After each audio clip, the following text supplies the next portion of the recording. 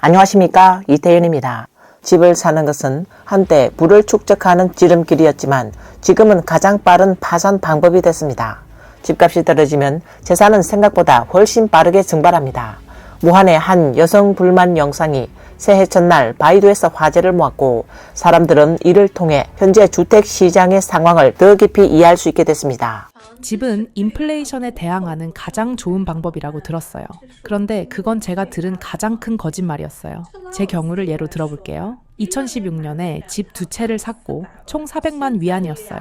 지금 그 두 채는 150만 위안밖에 못 팔아요. 겉으로 보기엔 250만 위안을 손해본 거죠. 대출 이자를 포함하지 않은 금액이고 매년 5,500 위안의 관리비도 있어요. 가장 중요한 건 지금 시장에서 집이 팔리지도 않는다는 거예요. 집 구매는 한때 가계 재산의 피난처로 여겨졌지만 지금은 재산이 빠져나가는 깊은 구렁텅이가 됐습니다.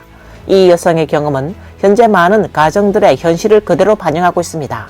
중산층 이하 사람들은 인플레이션이 오르든 내리든 생각하지 말고 현금을 손에 쥐고 함부로 투자하지 말고 자신의 삶을 잘 사는 것이 가장 중요해요. 만약 다시 선택할 기회가 주어진다면 저는 절대 집을 사지 않고 그 돈을 제 두뇌에 투자할 거예요. 그녀의 말은 많은 사람들의 공감을 불러일으켰고 현재 부동산 시장에 대한 수많은 사람의 우려를 대변했습니다. 일부 네티즌들은 무한의 집값이 놀라울 정도로 떨어졌다고 탄식했고 다른 이들은 이러한 손실이 아마도 위치와 관련이 있을 것으로 생각했습니다. 무한의 60%가 넘는 중고주택이 팔리지 않고 있어요.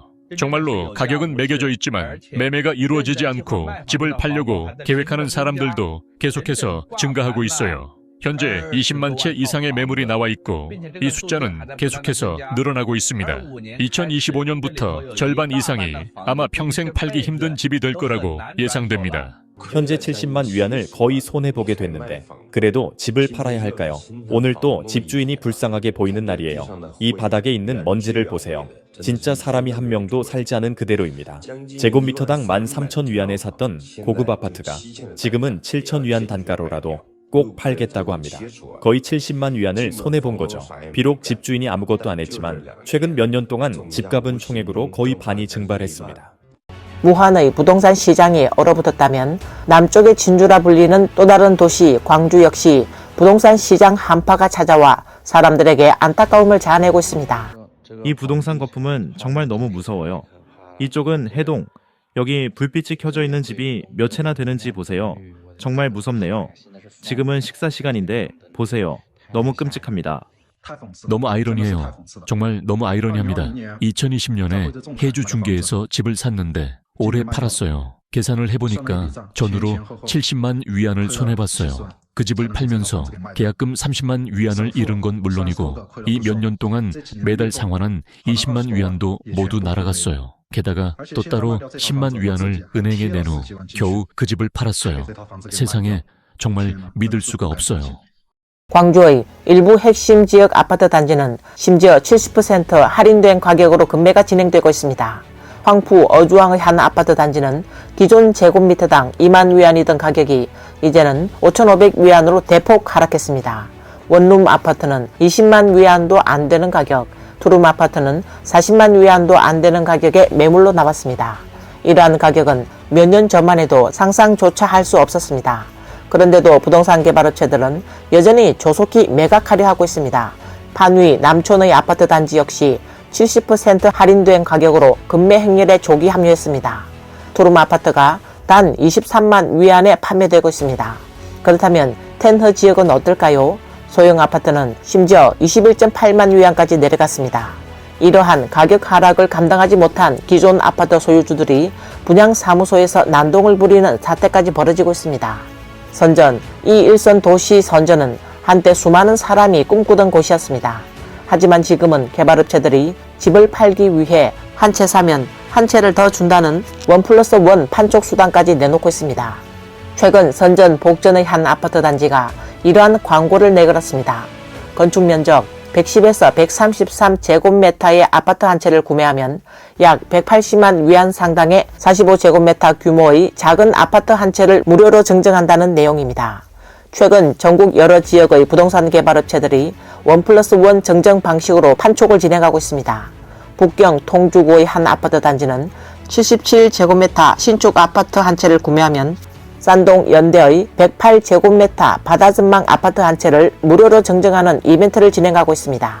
듣기에는 매우 매력적인 조건처럼 보이지만 실제로 460만에서 470만 위안을 들여 이런 패키지형 아파트를 구매할 사람이 있을까요? 이런 판촉 방식은 솔직히 말해 진정한 할인 혜택이 아닙니다. 오히려 재고 처리를 위해 부동산 개발업체들이 고안해낸 신규 마케팅 전략에 가깝습니다. 단순한 가격 인하보다 1+1 증정 방식이 더 화제가 됐는데 구매자들의 관심을 끌기 쉽기 때문입니다. 하지만 실제로는 이러한 마케팅은 개발업체들의 자금 회수를 위한 압박감이 극심하다는 현실을 반영한 것에 불과합니다. 여러분, 이곳들은 한때 수많은 사람이 집을 사기 위해 노력하며 꿈꾸던 장소였습니다. 하지만 지금은 부동산 개발업체들이 필사적으로 처분하려는 뜨거운 감자가 되어버렸습니다. 네티즌들은 집값이 진짜로 붕괴했다며 탄식하고 있습니다. 600만 위안이나 폭락했어요. 고점이었던 985만 위안에서 지금 370만 위안으로 떨어졌어요. 게다가 이는 중관춘 삼각지대의 점거주택, 벌새정원의 40평 오픈형 아파트입니다. 이번에 정말 많은 사람을 놀라게 했죠. 비록 학군의 가치가 6년 동안 손상된 결과지만 이렇게 반토막 난 후 또 반토막 나는 가격 하락은 헤딩구의 집값 신뢰까지 깨버린 거예요. 이와 동시에 집값의 급격한 하락은 가정의 안정적인 목적으로 집을 구매한 많은 사람들을 어려운 상황에 빠뜨렸습니다. 여러분, 100만 위안 이상 손해를 보고도 집을 파는 사람을 본 적 있나요? 바로 저예요. 많은 사람이 팔리지 않는 집은 없고 팔리지 않는 가격만 있을 뿐이라고 말하지만 저는 이미 이렇게 큰 손해를 봤어요. 이제 가격을 어떻게 더 낮춰야 할까요? 제 집을 샀을 때 가격은 105만 위안이었고 계약금으로 30만 위안을 냈어요. 대출금은 70만 위안이고 그동안 5년 동안 대출금으로 20만 위안을 지불했어요. 그런데 원금은 겨우 3만 위안밖에 갚지 못했어요. 지금 대출금은 약 67만 위안이 남아있는데 제가 내놓은 가격은 90만 위안에서 80만 위안으로 내렸고 지금은 72만 위안까지 내려갔어요. 이게 이미 최저가인데 여러분은 팔리지 않는 가격은 없다고 하는데 그러면 저는 얼마에 내놔야 할까요? 많은 집주인이 후회하고 있습니다. 부채와 하락한 집값은 그들이 노력한 모든 것을 물거품으로 만들어버렸습니다. 100만 위안이 넘는 부채. 정말로 이 몇 년간의 노력은 마치 웃음거리처럼 느껴져요. 정말 집을 산 걸 후회해요. 몇 년 전에 200만 위안에 샀던 집, 모두가 한 번쯤은 봤을 거예요. 그런데 130만 위안에 팔려 해도 아무도 사지 않아요. 저는 100만 위안 이상을 대출받았고 매달 5천 위안 이상을 갚고 있어요. 대출 기간은 28년이에요. 지금 생각해보면 이 집을 팔면은 아마 100만 위안 정도에 팔릴 텐데 그 돈은 딱 집 대출 갚는 데 쓰여요. 그러면 70만 위안은 그냥 증발해버린 거예요. 결국엔 집도 없어지고 돈도 없어졌어요. 2년 전에 집을 샀던 사람들은 다 후회했겠죠. 여러분, 절대 집을 사지 마세요. 저는 지금 너무 후회하고 있어요. 저는 7년 전에 집을 샀고 지금까지 대출을 20만 위안 갚았어요. 그런데 가격이 3분의 1이나 떨어졌어요. 예전에는 집을 사면 가치가 보장된다고 했었죠. 그런데 지금은 계약금뿐만 아니라 제가 그동안 갚은 월 상환금도 다 날아갔어요. 이 몇 년은 헛수고나 다름없습니다. 지금은 국영 기업들마저 가격 인하 행렬에 동참하고 있습니다. 작년 7월 광주 번우구 국자국 소속 55채의 부동산 매물 가격이 2.2억 위안에서 1.42억 위안으로 급락했습니다. 단 한 달 만에 광주 국영 기업의 중고주택 매물 수가 183채에 달했으며 평균 매물 가격은 27% 하락했습니다. 복경 중철그룹은 154채의 주택을 매각했으며 복주 국영 기업은 64채를 처분했습니다. 제남 성발그룹은 무려 1312채를 한꺼번에 시장에 내놓았으며 하문의 국영기업은 더 나아가 1472채의 부동산 매각을 공고했습니다. 부동산 산업은 한때 중국 경제의 핵심 기둥이었으며 직접적 또는 간접적으로 수많은 일자리를 창출했습니다. 그러나 집값이 지속적으로 하락하면서 부동산 개발업체들의 자금 흐름이 끊기고 건설 중인 공사가 중단되는 것이 일상화되고 있습니다. 공사 현장이 벌써 반년째 멈춰 있습니다. 솔직히 말해서 지금까지도 우리 현장이 이렇게 중단될 거라고는 믿을 수 없습니다. 정말 19년 동안 이 일을 해왔지만 공사가 절반 진행되다가 갑자기 중단되는 건 처음 겪는 일입니다. 어떤 일들은 우리가 통제할 수 없는 것이라서 지금 같은 상황에서 어떻게 해야 할지 모르겠습니다. 지금은 그냥 하루하루 버텨볼 뿐입니다. 아무리 많이 생각해도 소용이 없네요. 부동산 시장의 침체는 경제 전반에 걸쳐 엄청난 충격을 주고 있습니다. 건설 노동자부터 주택담보대출 업무 종사자, 그리고 일반 소비자들까지 생계에 직접적인 영향을 받고 있습니다. 부동산 시장에 의존해 수익을 유지하던 인테리어, 가구, 가전업계 역시 불황에 빠져 심각한 위기를 겪고 있습니다.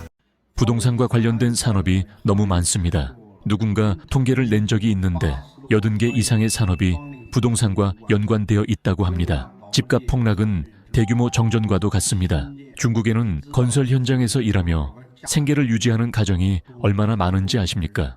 예전에는 건설 현장에서 일하는 게 힘들긴 해도 1년에 8만에서 10만 위안 정도 버는 게 일반적이었지만 이제는 1년에 2만에서 3만 위안 버는 것도 어렵습니다. 이번이 처음으로 북경에 실업자가 많아졌다는 것을 실감합니다.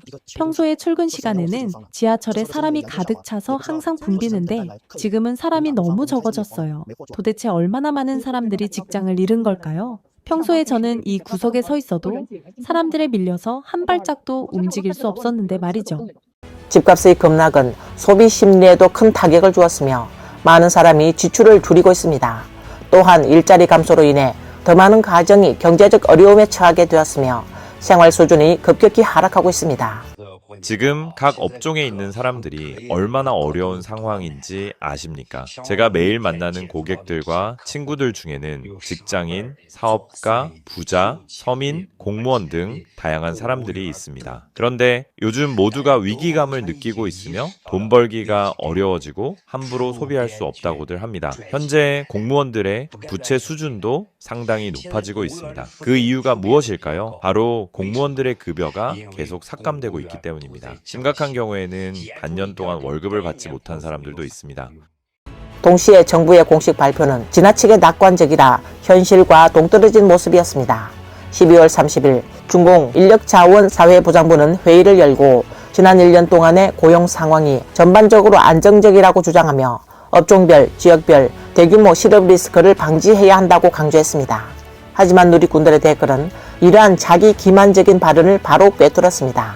어떤 이는 회의를 열어서 자기 최면을 걸고 현실을 회피하는 것뿐이다 라고 말했으며 또 다른 이는 아기가 이미 다 죽어가는데 이제 와서 분유를 줄 방법을 연구하는 꼴이다 라며 조롱했습니다.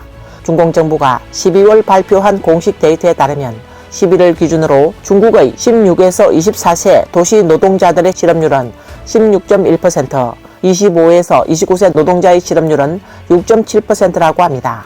하지만 최근 한 SNS 플랫폼에서 네티즌들이 직접 실업률을 검증하기 위해 투표를 진행했는데 그 결과 일하지 않는 사람의 비율이 무려 50%를 넘는 것으로 나타났습니다.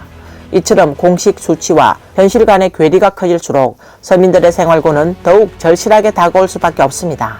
고용불안은 결국 가정 전체를 불안과 위기로 몰아넣고 있습니다. 애초에 계획했던 자녀 교육비, 의료비, 심지어 일상생활비까지 계속해서 줄여야 하는 상황이 이어지고 있습니다. 이런 환경 속에서 중국인들은 과연 무엇을 할 수 있을까요? 일반 사람들에게 가장 현실적인 선택은 현금 흐름을 안정적으로 유지하고 부채를 최대한 줄이는 것일지도 모릅니다. 또한 자기 기술을 향상시키고 보다 다양한 소득원을 찾는 것도 가정을 위한 현실적인 돌파구가 될 수 있을 것입니다. 오늘 뉴스는 여기까지입니다. 시청해 주셔서 감사합니다.